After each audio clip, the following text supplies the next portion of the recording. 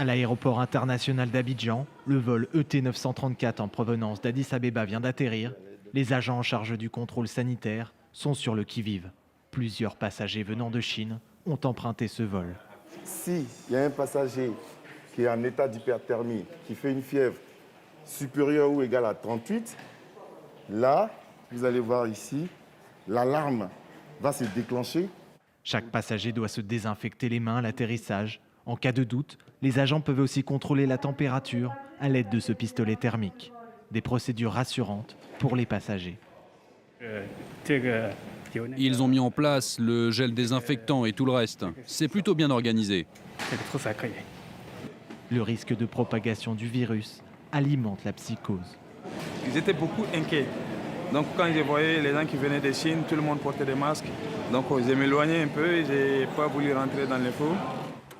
Les équipes sanitaires de l'aéroport ont aussi mis en place un espace pour mettre en quarantaine d'éventuels malades.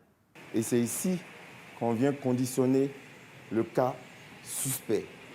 Les autorités estiment que leur dispositif est prêt car il a déjà fait ses preuves. La Côte d'Ivoire, très tôt, a réactivé le dispositif qui était en place, qui avait bien fonctionné. Pendant l'Ebola, comme on dit, on ne change pas un dispositif qui gagne. En 2014, la Côte d'Ivoire avait réussi à contenir l'épidémie d'Ebola hors de ses frontières, alors que le Libéria et la Guinée, deux pays frontaliers, avaient été décimés par la maladie. Abidjan espère renouveler cet exploit avec le coronavirus.